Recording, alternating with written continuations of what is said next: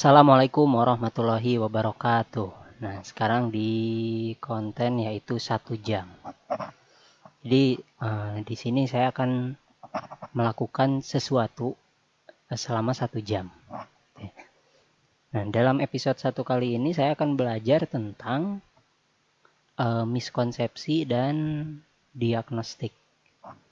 Jadi saya akan mempelajari tentang miskonsepsi dan diagnostik dalam matematika. Nah, di sini ada beberapa buku dan artikel yang sudah dikumpulkan. Nah, yang pertama itu yang akan saya baca adalah buku dari Profesor Rus Effendi tentang pengajaran matematika untuk meningkatkan CBSA. Langsung ke bab kelima yaitu pengajaran diagnostik. 5.1 Apakah pengajaran diagnostik itu? Dari bab-bab sebelumnya kita sudah mengetahui sedikit-sedikit tentang intelijensi manusia, intelijensi quotient, kesiapan anak untuk belajar, tujuan instruksional, model-model penyajian materi, cara penyampaian, kemampuan-kemampuan guru sebagai petugas profesional, dan sebagainya. Apa-apa yang telah kita ketahui itu sedikit banyak akan disangkutkan dengan pengajaran diagnostik, khususnya pengajaran diagnostik dalam matematika. Dalam setiap pengajaran suatu topik seperti biasa kita membuat perumusan kegiatan atau jawaban pertanyaan-pertanyaan berikut. Menurut siapa atau apakah benar bahwa topik itu harus diajarkan? Mengapa topik itu harus diajarkan? Apa tujuan topik itu diajarkan? Apa saja subtopiknya? Berapa lama waktu yang disediakan? Untuk kelas berapa topik itu? Apakah diperlukan prasyarat khusus agar siswa kelas itu dapat mengikutinya dengan baik? Apakah kesiapan mental anak pada umumnya sudah matang? Atau apakah perkembangan kognitifnya sudah siap untuk mengerti topik itu? Apakah alat peraga atau permainan diperlukan? Dan bila diperlukan apakah sudah tersedia? Atau kita harus membuatnya sendiri? Bagaimana cara menyampaikannya? Apakah materinya sudah siap tertulis untuk disajikan atau harus ditulis terlebih dahulu? Bila terdapat beberapa konsep-konsep apa yang harus ditanamkan itu dan bagaimana urutannya? Apakah hasil yang diharapkan itu proses, pemahaman konsep, keterampilan atau apa? Langkah-langkah kegiatan mana yang paling baik dilakukan? Bagaimana dan apa alat evaluasinya? Bila pengajaran itu tidak atau kurang berhasil, apa penyebabnya dan bagaimana cara menyembuhkannya? Nah, kegiatan yang kita buat berdasarkan pertanyaan-pertanyaan di atas adalah pengajaran diagnostik. Dengan diagram Venn, perbedaan antara pengajaran diagnostik, pengajaran biasa, dan pengajaran remedial nampak seperti di samping ini. Mengingat pengajaran diagnostik itu sudah memperlihatkan segala aspek yang biasanya menjadi penyebab kegagalan, maka pengajaran remedial itu tidak akan sekompleks pengajaran remedial biasa. Langkah-langkah yang kita lakukan berdasarkan pertanyaan-pertanyaan di atas untuk pengajaran belum bisa menjamin bakal terbinanya anak-anak yang kemampuannya berbeda-beda, yaitu anak-anak berbakat, anak-anak yang kemampuan akademisnya normal, anak-anak yang lambat belajar, dan anak-anak yang kurang mampu belajar. Misal saja, kecocokan dan kegunaan topik itu bagi setiap anak, baik bagi masa kini maupun masa depan yang akan datang. Melihat kaitan topik itu dengan topik-topik lainnya. Melihat perkembangan mental setiap anak sekaligus melihat kekuatan dan kelemahannya. Memanfaatkan kekuatannya dan menghilangkan kelemahannya agar ia tidak terhambat belajar. Misalkan bagi anak visual, anak yang lebih cepat melalui penglihatan supaya bisa disediakan banyak alat peraga, gambar-gambar, dan semacamnya. Anak-anak yang mendapat kesukaran memahami sesuatu melalui bacaan supaya diusahakan tidak banyak belajar melalui membaca sendiri tetapi melalui penjelasan misalkan.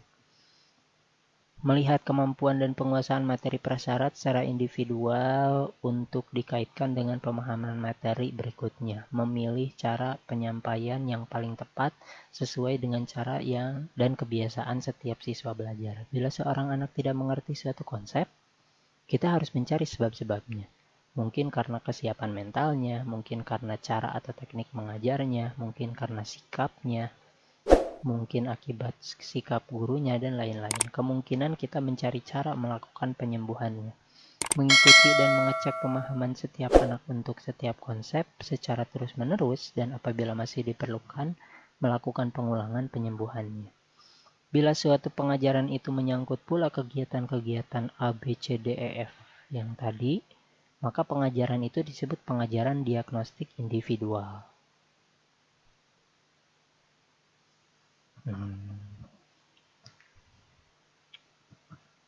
Pengajaran yang kita lakukan, maksudnya yang guru lakukan, semestinya bukan hanya pengajaran biasa, tapi harus pengajaran diagnostik yang harus kita lakukan secara rutin. Wilson tahun 1978 mengatakan bahwa siswa-siswa kelas 3-5 SD yang belajarnya dari guru yang menggunakan pendekatan diagnostik, nilai-nilai hasil belajarnya secara meyakinkan lebih tinggi daripada siswa dari guru dengan pendekatannya yang secara biasa. Perbuatan itu keliru kalau kita melakukan pengajaran diagnostik itu karena perintah atasan saja. Misalnya, kita baru melakukan pengajaran remedi. Pengajaran remedi ialah pengajaran baru, mungkin pengulangan yang bertujuan untuk memperbaiki pengajaran sebelumnya disebabkan karena pengajaran sebelumnya kurang atau tidak berhasil. Ada tik yang belum tercapai, tik yang belum dicapai, persentase penyerapan pelajaran kecil, dan lain-lain. Karena adanya instruksi perintah yang tercantum dalam Pedoman Pelaksanaan Penilaian Pendidikan dan Penyusunan Program Pengajaran Departemen Pendidikan dan Kebudayaan, mungkin ini ya, DP dan K 1978 sebagai penunjang SK Menteri P dan K nomor 0211 _U_1978 tanggal 5 Juli 1978 tentang perubahan tahun ajaran.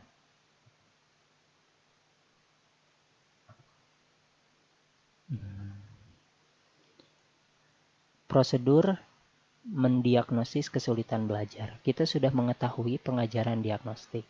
Bila kita perhatikan, maka proses pengajaran diagnostik itu meliputi melihat kelemahan dan kekuatan anak yang umum dan khusus, dan memperkirakan penyebab kekuatan dan kelemahannya itu.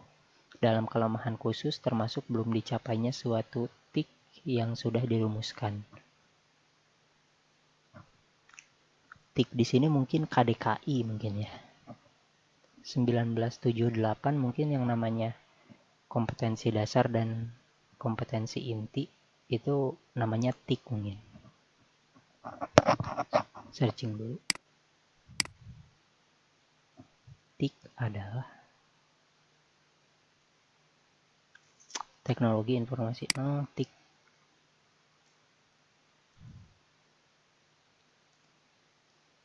TIK merupakan penguasaan sains yang diajarkan terjadwal dalam kegiatan belajar mengajar.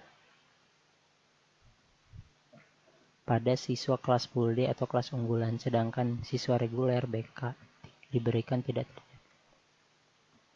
Penggunaan TIK sebagai sumber media pembelajaran. Pemanfaatan TIK. Oh, ini mah TIK. TIK tahun 1978.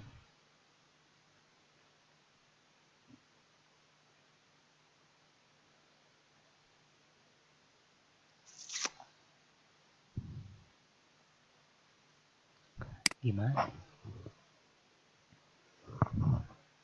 Gak ada di sini mah.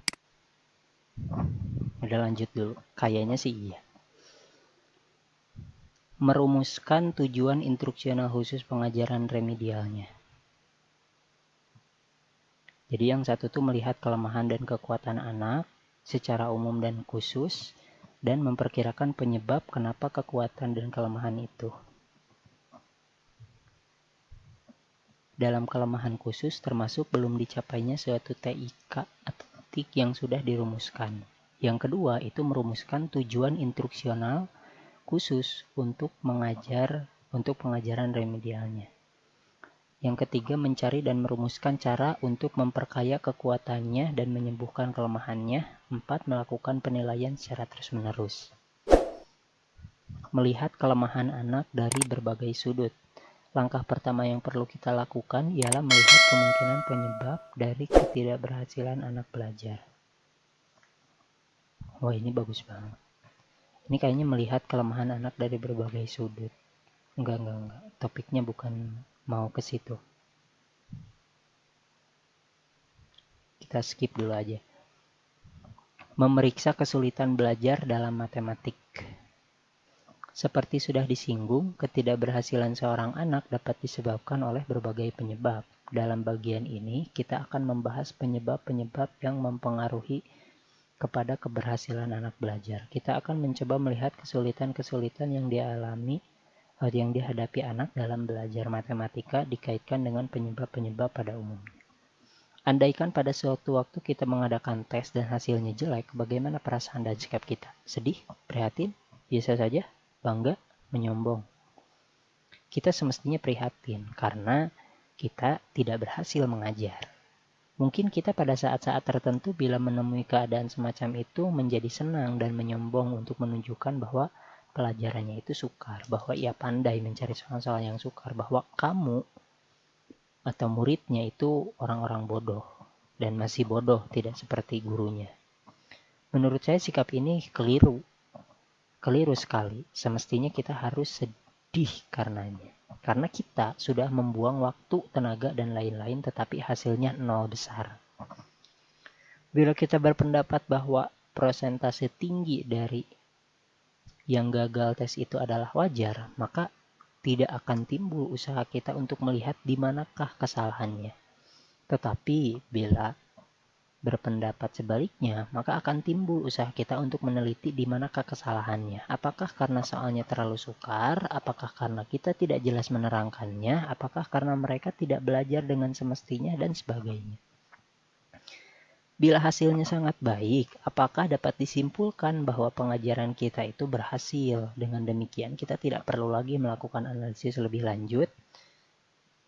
Bila hasilnya sangat baik, apakah dapat disimpulkan bahwa pengajaran kita itu berhasil? Dengan demikian kita tidak perlu lagi melakukan analisis lebih lanjut?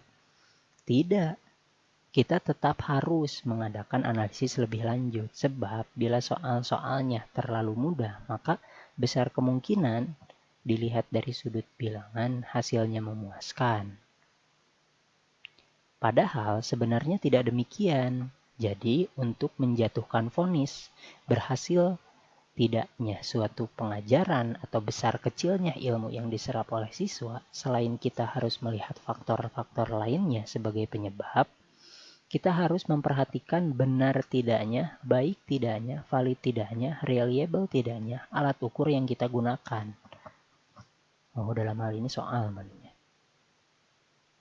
Dengan memanipulasi alat ukur atau evaluasi, kita dapat menjatuhkan vonis baik kepada pengajaran yang jelek dan jelek kepada pengajaran yang baik.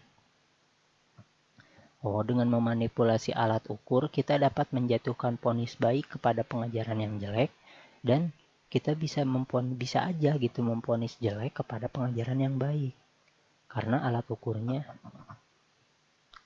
ya tadi mulai nggak valid gitu.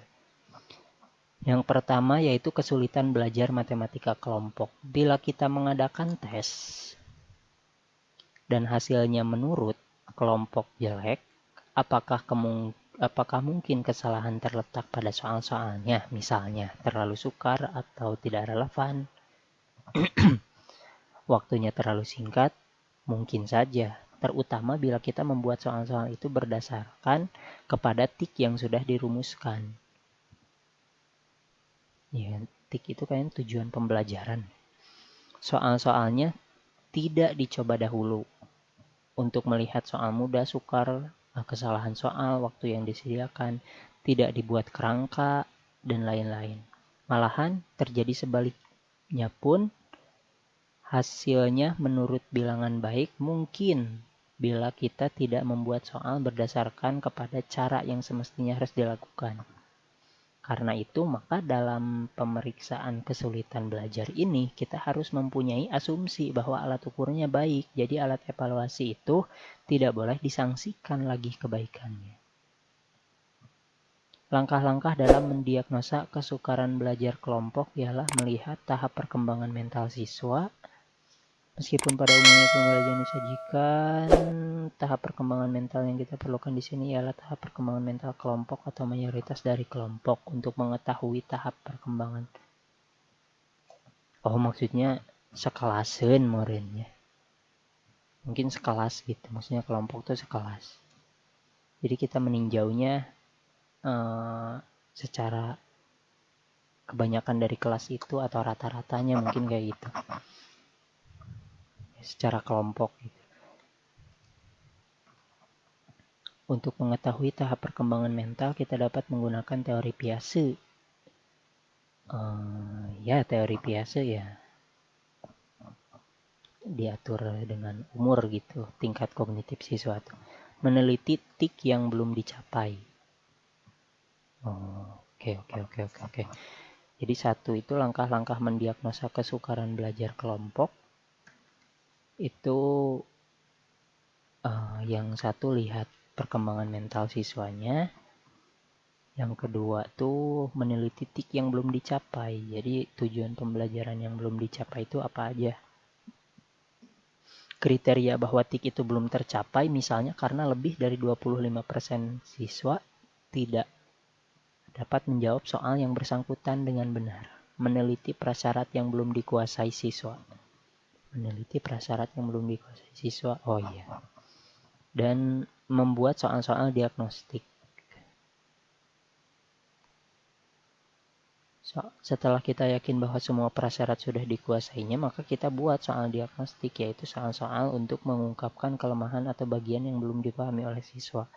Soal-soal ini dibuat berdasarkan kepada topik lemah yang diketahui melalui pengamatan tanya jawab, tes buatan guru, tes standar, dan lain-lain. Jadi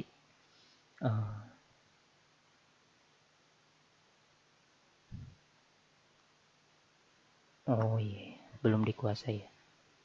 Soalnya kalau di skripsi saya mah untuk bikin tes diagnostik disesuaikan sama KDKI-nya atau kayak indikator yang dipelajari di bab itu. Di sini karena di tengah-tengah jadinya pengamatan berarti berdasarkan tanya jawab atau tes buatan guru, tes standar dan lain-lain. Tes standar. Untuk membuat soal diagnostik ini diperlukan kemampuan kita untuk memperkirakan di sekitar mana kelemahan itu ada, sehingga soal-soal diagnostiknya lebih terarah. Bila terdapat beberapa topik kelemahan atau konsep-konsep yang belum dipahami, kita supaya mengurutkannya sesuai dengan kesukarannya, misalkan menurut hierarki tipe belajar dari Gagne. Gagne. Rada asing namanya. Gagne.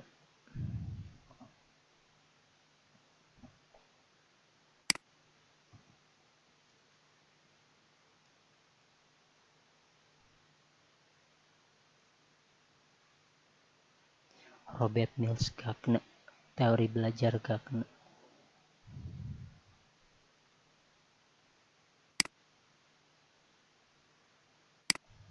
Siapa Gagne? Salah satu tokoh dari teori kognitivistik di bidang pendidikan. Beliau dilahirkan 1916. Tokoh pendidikan. Ya mungkin nantilah tentang tokoh-tokoh pendidikan. 1 jam tentang tokoh-tokoh pendidikan ya mungkin. Yang kelima yaitu melakukan tes diagnostik dan mengolah hasilnya. Soal-soal tes diagnostik yang telah kita buat, kita laksanakan. Kemudian kita periksa hasilnya sebagaimana memeriksa hasil tes pada umumnya. Soal-soal yang tidak dijawab oleh sebagian besar siswa dapat dipegang sebagai petunjuk bahwa kelemahan siswa itu di sana.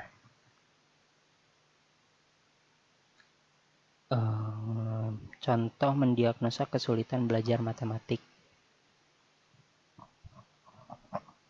Ini soalnya soal pengurangan SD.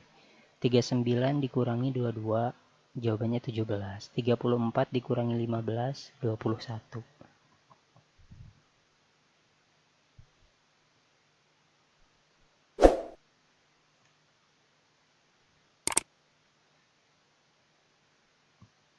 60 ditambah 2.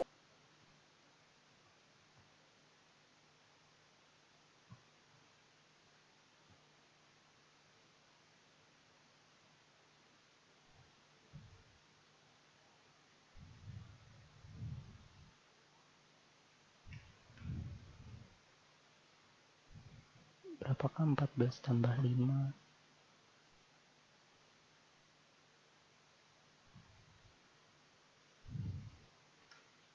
Jadi diagnostik di sini mah tentang itu ya, tentang konsep diagnostiknya. Jadi gak muluk-muluk tentang format.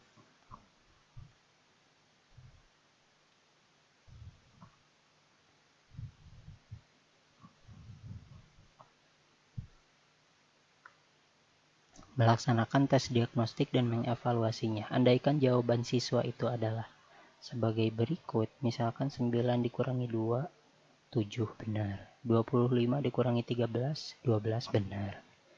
59 dikurangi 34 itu 52, ya benar. Terus yang selanjutnya kalau 62 dikurangi 33, 31, salah. 45 dikurangi 28, 23 salah juga. 5 dikurangi 8, gimana caranya? Kayaknya belum kenal negatif. Oh iya. Jadi supaya siswa itu paham atau enggak, mencari kelemahan mereka itu di situ gitu. Kelemahan konsepnya untuk mendiagnosis kelemahan konsepnya itu, soalnya itu jangan satu. Kalau satu ya bisa aja benar. Jadi supaya ada konsistensi jawaban untuk ngecek bahwa dia benar mampu atau enggak, berarti harus pakai dua tipe soal yang sama, dua konsep yang sama tapi soalnya sama gitu. Gimana ya? Cuma beda angka gitu, biar dia tahu, biar konsisten gak dia ngerjainnya. Kalau gak konsisten berarti ya mau kayaknya gitu deh. Jadi yang A tadi emang belum ngerti arti pengurangan cara ke bawah. Dari jawaban siswa kita dapat mengambil kesimpulan dugaan dengan kekeliruan siswa ialah belum mengerti arti pengurangan cara ke bawah, belum menguasai betul arti nilai tempat. Oleh karena itu dalam pengajaran remedial harus dicantumkan tik untuk menanamkan kedua konsep tersebut, dan menyembuhkannya dapat dilakukan dengan penekanan tentang arti pengurangan ke bawah dan menjelaskan soal-soal berikut. Oh iya, arti pengurangan ke bawah tuh arti dari minjem. Jadi 62 dikurangi 43 itu kan harusnya 19 gitu. Jadi 62 itu artinya 60 tambah 2. 60 itu kan artinya 50 tambah 10. Jadi nanti 62 itu sama aja 50 tambah 12. 43 itu 40 ditambah 3, sehingga dikurangin satu-satu. 50 dikurangi 40, 10. 12 dikurangi 3 itu 9. 10 ditambah 9 jadi 19. Maka 62 dikurangi 43 itu 19.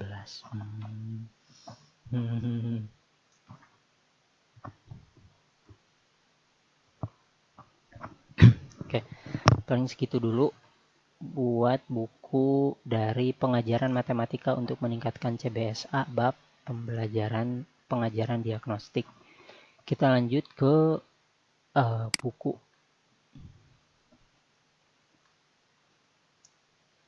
yaitu diagnostic measurement atau pengukuran diagnostik.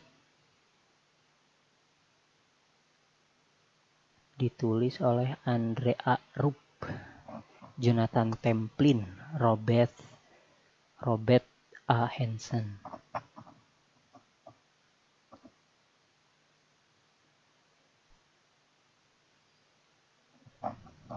Yang akan dibaca yaitu pengantarnya aja.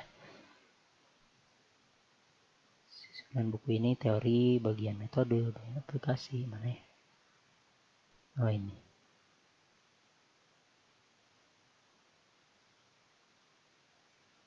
Perkenalan. Kelihatan? Perkenalan dulu. Jika Anda tidak mengajukan pertanyaan yang tepat, Anda tidak akan mendapatkan jawaban yang benar. Sebuah pertanyaan yang diajukan dengan cara yang benar seringkali menunjukkan jawabannya sendiri. Mengajukan pertanyaan adalah ABC, diagnosis.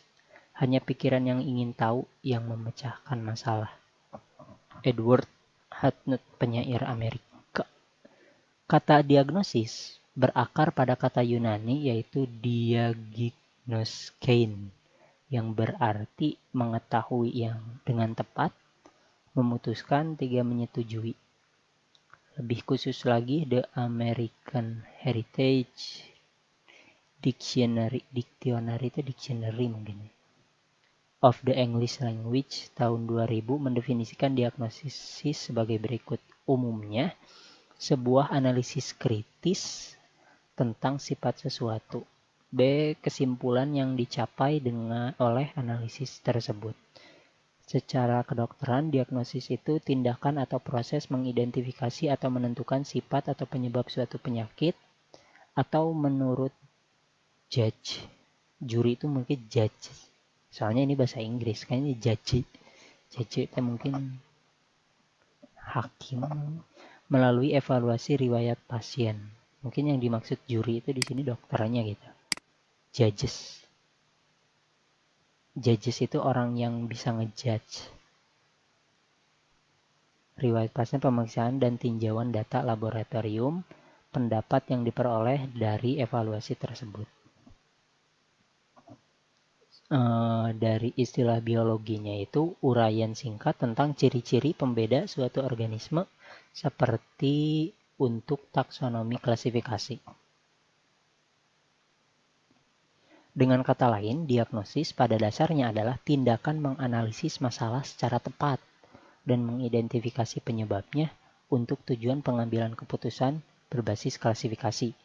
Mendiagnosis masalah adalah komponen penting dari kehidupan sehari-hari, misalkan mengidentifikasi perbaikan resep untuk membuat kue liburan, memutuskan cara untuk mengelola anggaran keuangan dengan lebih baik, atau memilih lingkungan terbaik untuk ditinggali adalah masalah diagnostik yang dialami sehari-hari.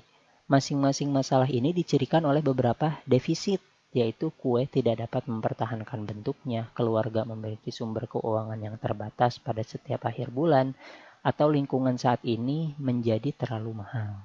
Ya mungkin ada masalah gitu ya. Kenapa didiagnosis itu karena ada masalahnya. Tujuannya biasanya untuk memperbaiki situasi sehingga masalah diperbaiki melalui intervensi yang sesuai. Memutuskan bagaimana memperbaiki situasi membutuhkan ketergantungan pada sumber daya yang sudah ada. Misalkan bahan-bahan terbaik yang digunakan dalam adonan. Strategi saat ini untuk mempertahankan anggaran elektronik yang melacak semua pembelian, pengalaman dalam pindah setelah beberapa langkah. Sehingga intervensi yang paling efektif untuk tujuan dapat dirancang.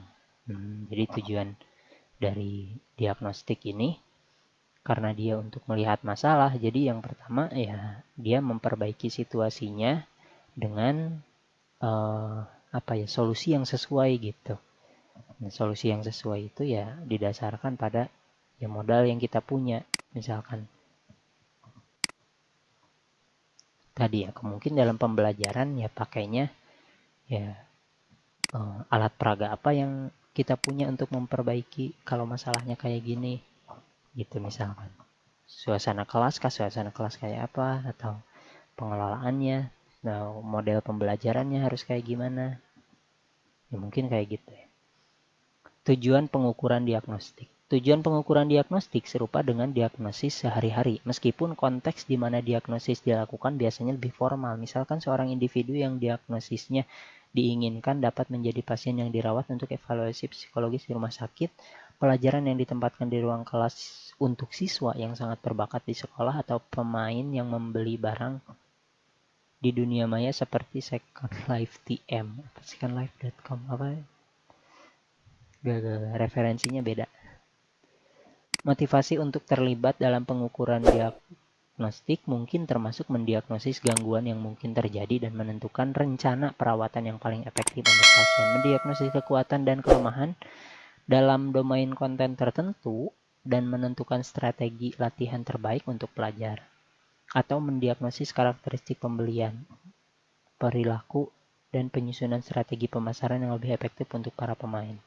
Untuk mendapatkan profil individu yang bernuansa sehubungan dengan karakteristiknya yang paling menarik dalam situasi yang dihadapi, pertanyaan, petunjuk, atau tugas yang dirancang khusus diberikan kepada individu tersebut dan tanggapan serta tanggapannya. Gimana? Nih hasil Google Translate. Perilaku terkait dicatat. Perilaku dapat terdiri dari respon verbal terhadap pertanyaan terbuka oleh pasien, respon tertulis terhadap pertanyaan pilihan ganda oleh siswa, atau jejak gerakan di lingkungan yang dibatasi oleh pemain. Perilaku ini pada gilirannya dievaluasi oleh individu terlatih dan dengan mekanisme penilaian otomatis dan menghasilkan kumpulan data yang perlu dianalisis. Jika tugas dirancang dengan benar dan analisis dilakukan dengan benar, analisis semacam itu kemudian dapat menghasilkan profil individu yang berbeda sehubungan dengan karakteristik minat. Karakteristiknya dapat berupa misalkan disposisi berbeda dengan menunjukkan perilaku menyimpang bagi pasien. Misalkan berbohong kepada teman keluarga tentang biaya untuk penjudi patologis.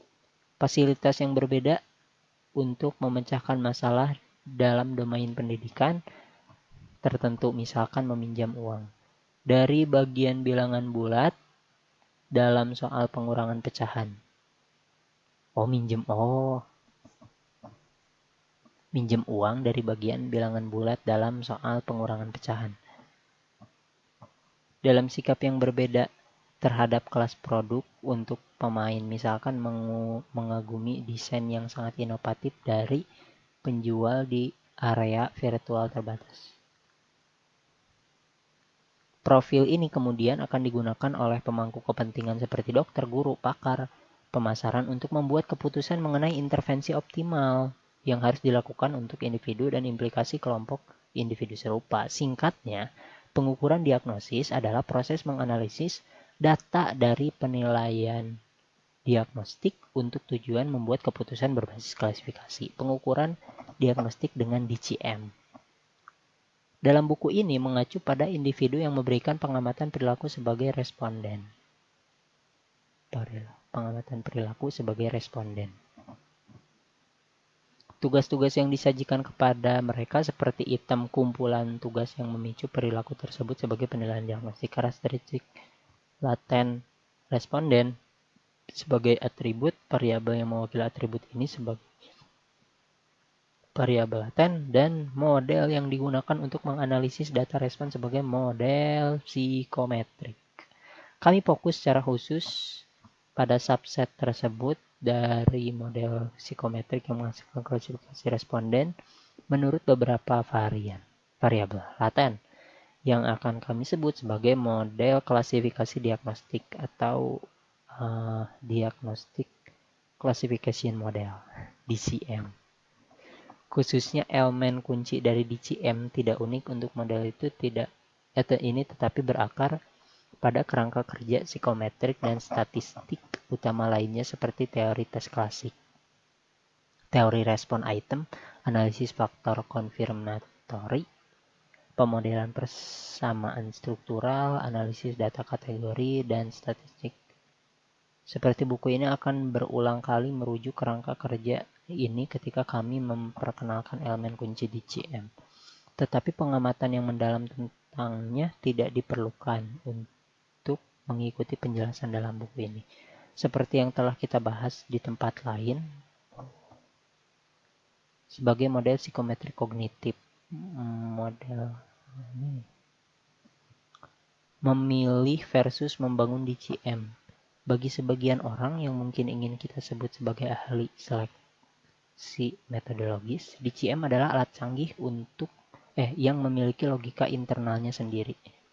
Akibatnya orang-orang ini percaya bahwa DCM hanya boleh ditangani dengan hati-hati oleh spesialis dengan pelatihan bertahun-tahun dalam bidang statistik atau psikometri. DCM dapat dilihat sebagai unit yang telah dirakit sebelumnya yang dapat dikatalogkan dan dideskripsikan dengan daftar terbatas dan fitur karakteristik menentukan dan yang menentukan. Di bawah pandangan ini sering diyakini bahwa ada gudang model intelektual yang dipahami dengan jelas, dalam arti bahwa semua kekuatan dan kelemahannya dapat disebutkan secara komprehensif. Sedemikian rupa sehingga menerapkannya pada data dari penilaian diagnostik akan menjadi latihan yang relatif rutin. Akibatnya, diyakini bahwa tidak ada pilihan nyata yang terlibat ketika DCM diterapkan pada data karena strukturnya menunjukkan kecocokan alami atau semakin dibaca semakin nggak paham ya. Apa karena diterjemahin? Segitu sih. Kayaknya akunya deh ini yang nggak paham deh.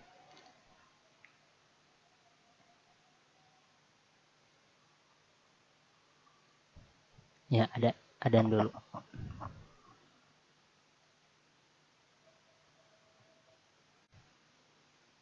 Oke, nah lanjut aja ke artikel yang selanjutnya karena itu susah dibaca sebenarnya. Nah, artikel selanjutnya yaitu pengembangan the two-tier diagnostic test pada bidang biologi secara terkomputerisasi. Penulisnya yaitu Bapak Suharto. Tahun 2010.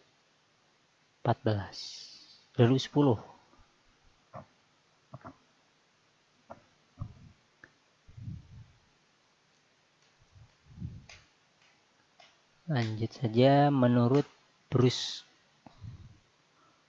Brusner dan Melby, tahun 1981, tes diagnostik digunakan untuk menentukan elemen-elemen dalam suatu mata pelajaran yang mempunyai kelemahan-kelemahan khusus dan memberikan petunjuk untuk menemukan penyebab kekurangan tersebut. Ada beberapa tipe tes diagnostik seperti the Compass Arithmetic Test, tes yang berguna untuk mencari kelemahan siswa berkenaan dengan berbagai unsur yang mendasari keseluruhan proses. Tes yang lain seperti the Brusner Diagnostic Test, tes yang berguna untuk mencari kelemahan siswa berkenaan dengan pecahan dan sistem desimal. Tes yang benar-benar untuk diperlukan diagnostik adalah tes yang harus berdasarkan pada analisa secara rinci yang menempatkan secara tepat kelemahan di mana ada kesukaran atau tahap secara umum di mana ada kekurangan. Itu menurut Brusner dan Melby. Jadi tes diagnostik itu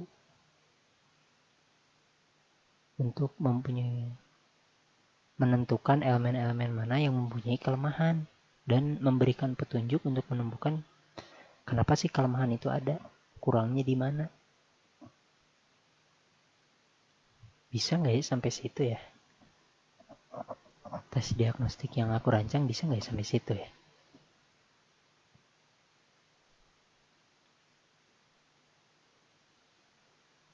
Coba nanti. Menurut Jamarah tahun 2002, tes diagnostik dimaksudkan untuk mengetahui kesulitan belajar yang dialami siswa berdasarkan hasil tes formatif sebelumnya. Diagnostik kesulitan belajar siswa lebih luas daripada pelaksanaan tes diagnostik. Diagnostik kesulitan belajar lebih luas daripada pelaksanaan tes diagnostik, sehingga dalam pelaksanaan diagnostik kesulitan belajar, selain pelaksanaan tes, perlu dilakukan kegiatan lain, yaitu penelusuran jenis, sumber, serta penyebab kesalahan. Jadi tes diagnostik mah untuk mengetahui kesulitan aja, meren gitu ya. Jadi menurut Jamarah mah tes diagnostik itu untuk mengetahui kesulitan belajar aja, bukan untuk mengetahui kenapa nih kok bisa ya sulitnya di sini tuh, penyebabnya dari mana gitu. Kalau misalkan mau kayak gitu, itu maksudnya adalah bukan tes diagnostik tapi diagnosis kesulitan belajar.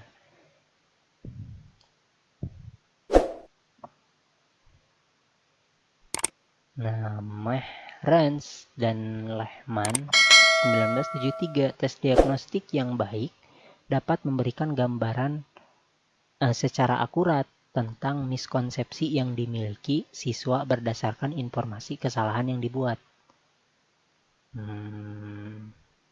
Iya, bisa. Bisa. Jadi sederhananya tuh siswa salah gitu. Siswa salah konsep gitu. Jadi tes diagnostik itu memberikan gambaran secara akurat bahwa siswa itu salah konsep. Zeilik 1998, tes diagnostik digunakan untuk menilai pemahaman konsep siswa terhadap konsep-konsep kunci pada topik tertentu. Wah, ini banyak banget nih pendapat-pendapat ahli tentang tes diagnostik. Secara khusus untuk konsep-konsep cenderung dipahami secara salah. Jadi secara khusus ya untuk konsep-konsep yang dipahami secara salah gitu. Itu diagnostik itu gunanya untuk itu. Berdasarkan pendapat ini dapat didefinisikan ciri-ciri tes diagnostik, yaitu topik terbatas dan spesifik, ditunjukkan untuk mengungkap miskonsepsi, menyediakan alat untuk menemukan penyebab kekurangannya. Jadi Bapak Suwarto ini ingin mendefinisikan bahwa ciri-ciri diagnostik itu topiknya terbatas spesifik, mengungkapkan miskonsepsi, dan menyediakan alat untuk menemukan kenapa sih ini tuh bisa salah, penyebabnya apa. Mehrens dan Lehman 1973 menyatakan bahwa tes diagnostik bisa dianggap valid jika bagian-bagian tes kemampuan komponen harus menekan hanya pada satu jenis kesalahan. Ya. Jadi komponen harus menekankan pada satu jenis kesalahan aja. Wah, ini bisa jadi rujukan. Dan kedua yaitu perbedaan-perbedaan bagian tes harus dapat dipercaya. Hal ini bisa dicapai apabila bagian tes memiliki reliabilitas yang tinggi dan korelasi antar tes yang rendah. Ya, paham. Jadi misalkan nomor 1 tuh bisa ngebedain kalau jawabannya salah, masalahnya ini. Kalau jawabannya benar, masalahnya ini. Jadi perbedaan tes itu harus dipercaya, harus bisa dipercaya. Nah, itu di tesnya itu pakai tes reliabilitas yang tinggi. Tapi korelasi antar tes yang rendah nanti itu statistiknya gimana? Menurut peneliti, pengertian tes diagnostik adalah tes yang digunakan untuk menilai pemahaman konsep siswa, terutama kelemahan. Terutama untuk mengukur miskonsepsi, maksudnya pada topik tertentu, dan mendapatkan masukan tentang respon siswa untuk memperbaiki kelemahannya. Dapat masukan tentang respon siswa untuk memperbaiki kelemahannya. Isu aktual yang berkembang dalam pendidikan saat ini adalah rendahnya pemahaman membaca matematika, ilmu pengetahuan alam siswa Indonesia. Hasil penelitian tim PISA tahun 2006 yang diterbitkan Selasa tahun 2007 menunjukkan bahwa kemampuan membaca anak segitulah. Pokoknya rendah. Rendahnya mutu pendidikan Indonesia dilihat dari rendahnya rata-rata nilai UN untuk semua bidang studi yang di-UN-kan, baik di tingkat nasional maupun daerah. Ini menurut Bahrul Hidayat. Wajar ya, karena ini tahun 2010, jadi pertimbangannya itu hasil PISA 2006, hasil UN gitu, 2006. Mungkin 2005. Ini 2006 nih. Persentase kelulusan ujian nasional dan UN tuh masih jadi syarat kelulusan. Patokan kelulusan. Persentase kelulusan pada tahun 2005-2006 berdasarkan skor kompetensi dan skor UN minimal 4,5 dan siswa hanya diberikan 1 kali ujian tanpa ujian ulang. Persentase yang ditunjukkan pada tabel 1 mengatakan bahwa skor kompetensi minimal jauh di bawah skor 6.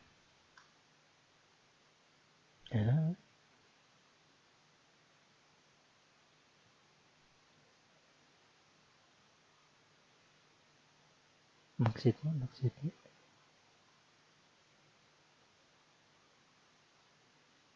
Kenyataan ini sebenarnya adalah lulusan berkamuflase, batas minimal 4,5 pada sungguhnya masih jauh dari kompetensinya. Sungguhnya apabila batas minimalnya 6 yang dinyatakan lulus, maka jumlah siswa yang lulus menjadi sedikit dan jumlah siswa yang tidak lulus akan menjadi sangat banyak. Fenomena ini menunjukkan bahwa sesungguhnya siswa yang masih mengalami kesulitan belajar jumlahnya sangat banyak. Tahu fakta itu dari mana ya? Bentar. Ini persentase kelulusannya. Kelulusannya itu 92,36%. Ini sekian persen banyak. Persentase yang ditunjukkan pada tabel 1 yang ini menggunakan batas skor kompetensi minimal jauh di bawah skor 6. Oh. Jadi pada tahun segitu syarat lulus tuh 4,5 gitu. Ya kalau misalkan skornya pakai skor yang 6 pasti kelulusannya pasti dikit gitu. Nah, hal ini kalau misalkan 4,5 aja itu dengan yang lulus segini gitu. Berarti yang di bawah 5 itu masih banyak. Bahkan di bawah 6 itu pasti banyak dari sini. Sehingga itu menunjukkan bahwa sesungguhnya siswa yang masih mengalami kesulitan belajar itu sangat banyak. Oke, paham. Khusus mengenai kesulitan belajar siswa, permasalahannya sangat kompleks. Sangat banyak macam kesulitan belajar. Ini pendahuluannya agak banyak. Bentar. Agar tujuan pembelajaran dicapai, maka diperlukan siklus umpan balik tentang sejauh mana keberhasilan. Nah, umpan balik ini tes diagnostik mungkin.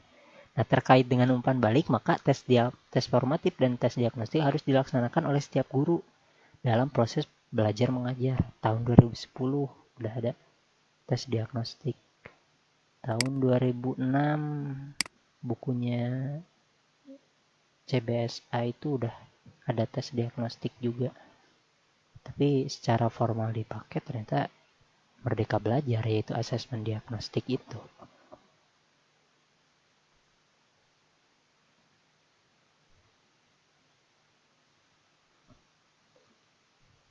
Tes diagnostik akan sangat bermanfaat untuk mengetahui kesulitan belajar siswa dan merupakan langkah awal untuk memperbaiki proses belajar mengajar. Ya, informasi yang diperoleh dari pelaksanaan tes diagnostik akan dapat digunakan untuk membantu memecahkan kesulitan yang dihadapi oleh para siswa. Oke. Program komputer dapat bekerja secara sistematis. Oh iya.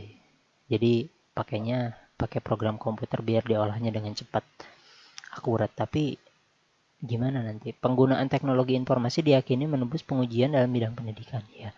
Program komputer dikembangkan secara lokal, lebih mudah memenuhi kebutuhan lokal yang sering. Ya, emang memudahkan program komputer. Berdasarkan uraian di atas, maka tujuan penelitian ini adalah mengembangkan the two-tier diagnostic test pada bidang biologi.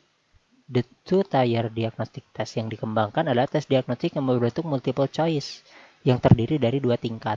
Tingkat pertama adalah butir tes yang mengungkapkan suatu konsep tertentu. Pada tingkat yang kedua adalah butir tes yang mengungkapkan alasan responden yang diberikan pada butir soal yang pertama. Oh iya. Jadi the two-tier diagnostic test tuh pakainya multiple choice atau pilihan banyak. Jadi nanti cuma ada 2, yaitu soal dan alasan. Jadi ada 2, soal dan alasan. Soal 1 itu pertanyaan, ada pilihannya. Yang kedua tuh alasan, ada pilihannya juga. Nah, nanti itu diolah pakai komputer. Oh iya. Diolah pakai komputer. Two-tier. Nah, selanjutnya tuh kajian tentang two-tier itu punya kelemahan ternyata untuk mendiagnosa kesulitan siswa. Karena bentar. Mungkin tujuannya beda mungkin.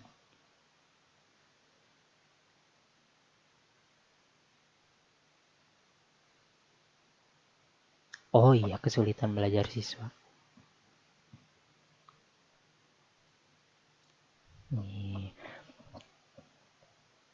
Tahun pertama pengembangan tes diagnostik dalam penelitian ini mengadopsi pengembangan tes diagnostik yang dilakukan oleh Haslam dan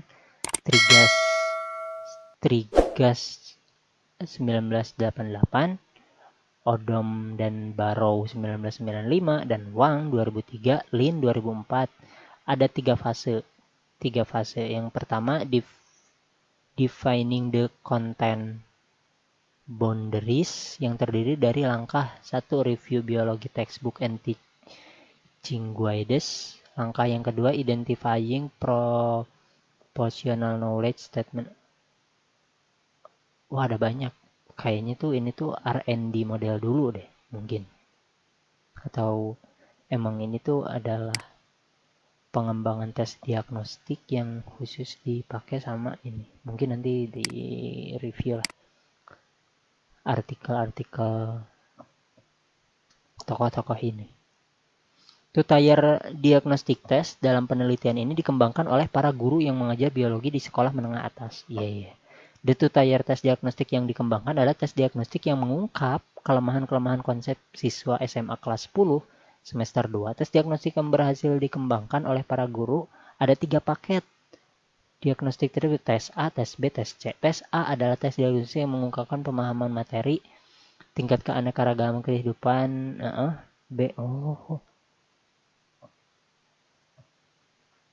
Kalau penelitinya ada banyak gitu ya, dan dikomandoi oleh satu orang, maka pengembangan tuh lebih enak gitu.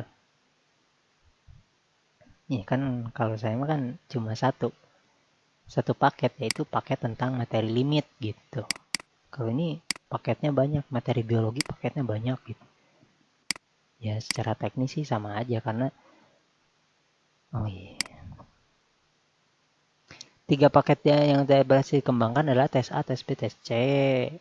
3 paketnya diuji cobakan kepada 4 SMA di Kabupaten Sukoharjo. 4 SMA tersebut adalah SMA Negeri Weru, SMA Negeri 1 Tawangsari, SMA ini sebanyak sejumlah 97 siswa. Oh, jadi hampir semuanya ya. Paket dilakukan analisis menggunakan bantuan komputer yaitu program iTeman versi 3. Wah, ini bertahun-tahun nih penelitiannya. Tahun kedua, pengembangan program komputer yang berfungsi untuk mendiagnosis kesulitan belajar siswa. Oh iya, yang satu tuh mungkin validasi instrumennya aja mungkin. Analisis menggunakan bantuan komputer. Iya, paham. Baru di sini dimasukin ke program komputernya.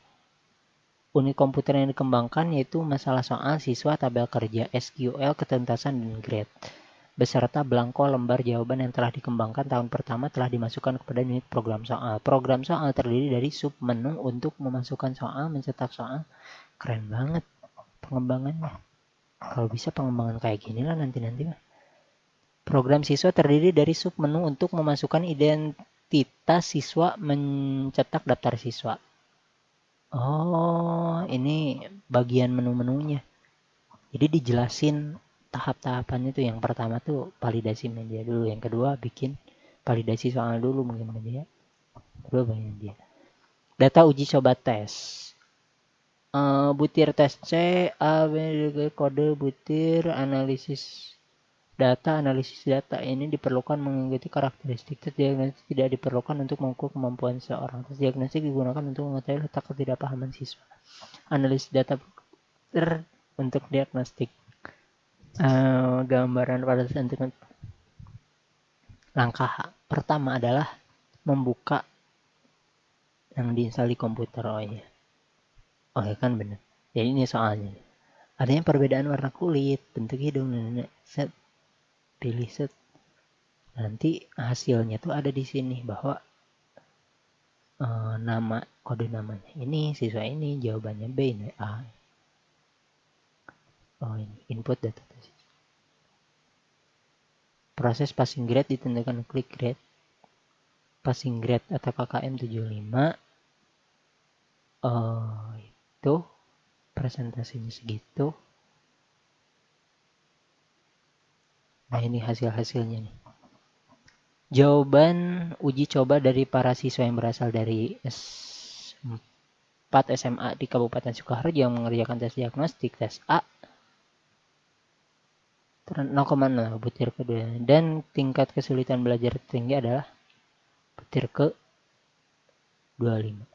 Dari data tersebut dapat diperoleh pengertian bahwa butir yang paling sulit adalah butir ke-27, sedangkan butir yang paling mudah adalah butir ke-25. Daya beda butir, reliabilitas teks. Ya. Yang pertama untuk ngecek valid atau enggaknya, reliable atau enggaknya. Valid gitu soalnya itu.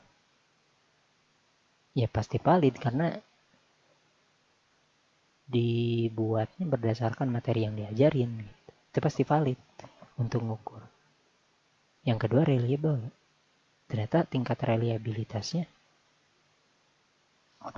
kelemahan aku tuh ngitung data statistiknya itu. Apa sih arti dari reliable? Oh iya. Dari sini ya pertama ya valid, yang kedua jadi pengembangan instrumen ini tuh digunakan untuk mendiagnosis kesulitan siswa. Jadi siswa tuh nanti salahnya di mana, nah itu nanti yang diperbaiki.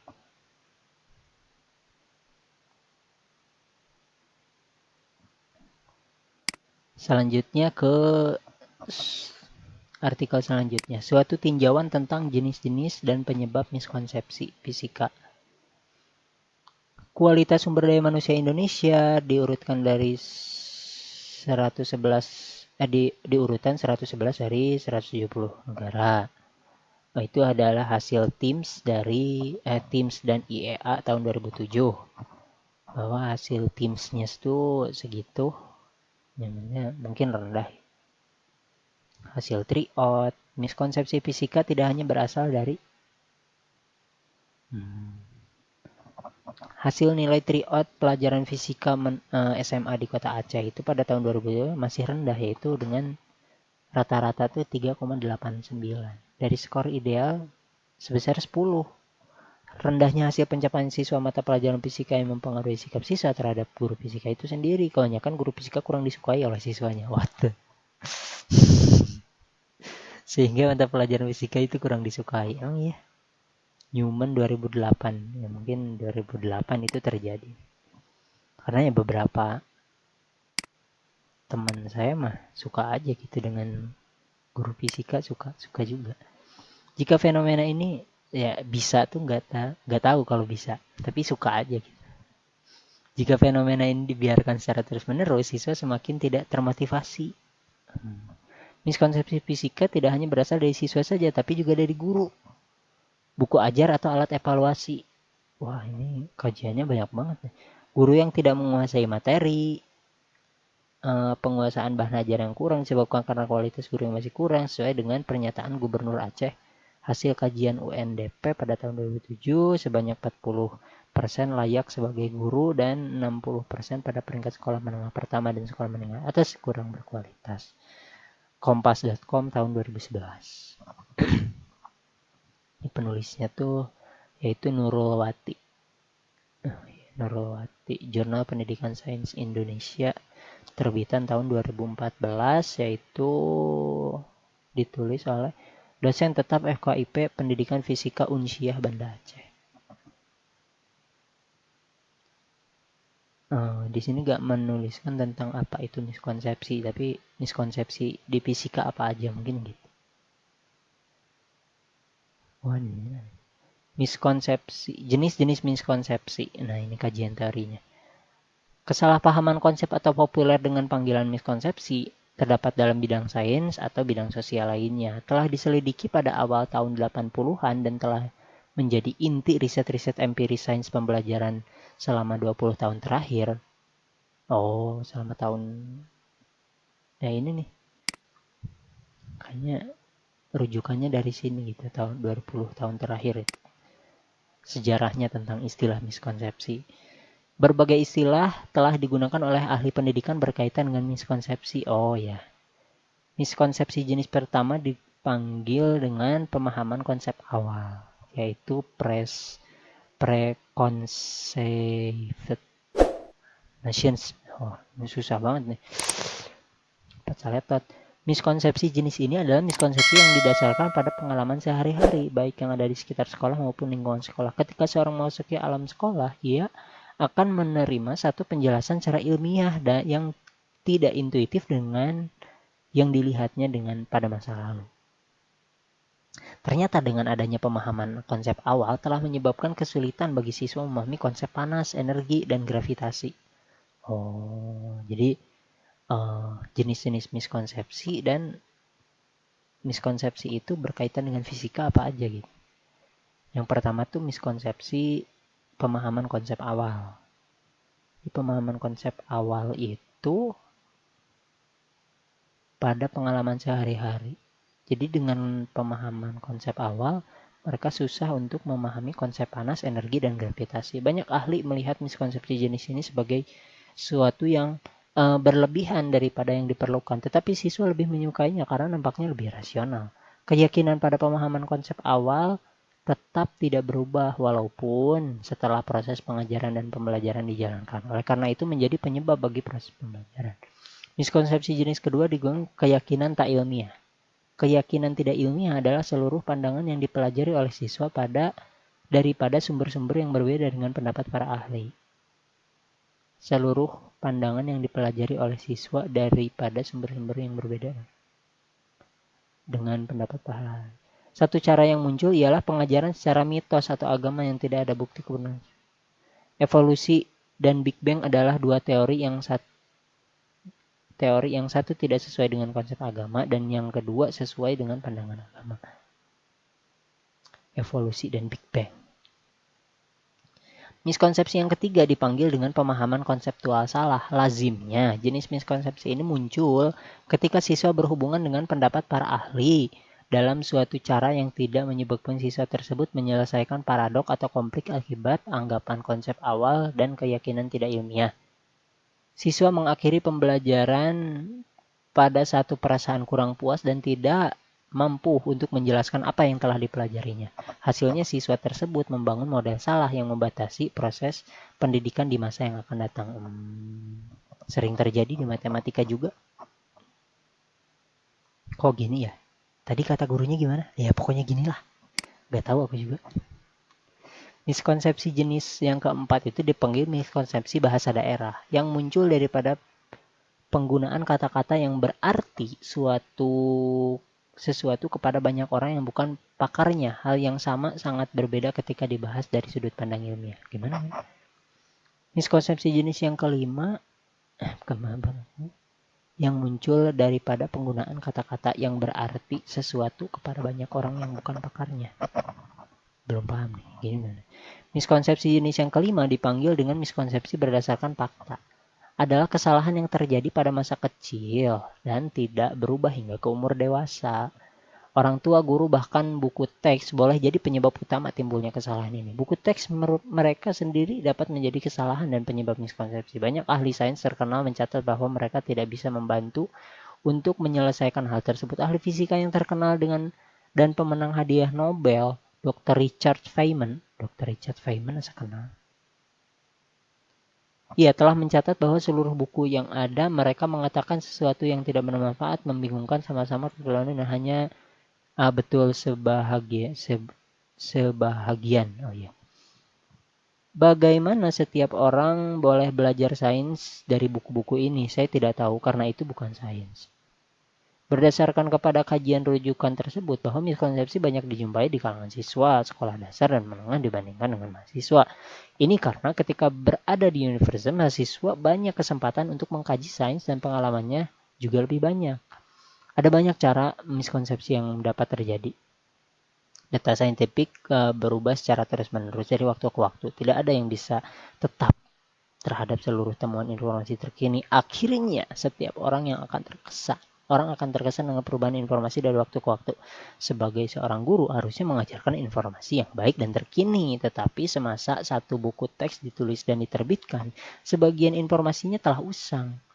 Ketidakmampuan untuk tetap pada keadaan terkini dan ketidakmampuan mengikuti perubahan informasi dari waktu ke waktu menyebabkan salah dalam memahami informasi.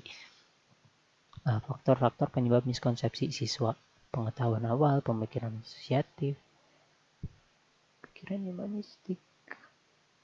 Oh, ini kajiannya kayak ke itu ya. Kayak miskonsepsi bisa terjadi ke siswa, guru, bahkan buku teks. Gitu. Terus merujuk pada seorang ahli bahwa miskonsepsi itu ada 5. Ada miskonsepsi ini, itu. Coba yang selanjutnya itu ulasan dan perbandingan dari instrumen diagnostik ke identifikasi siswa kesalahpahaman dalam sains. Ya mungkin ini pacaletot karena emang beda bahasanya dari bahasa Inggris. Dari Turki itu.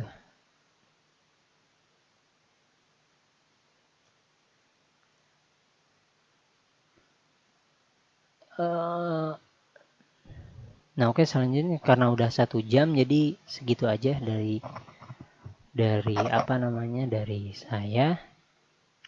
Terima kasih telah menonton. Kesimpulannya adalah dari tadi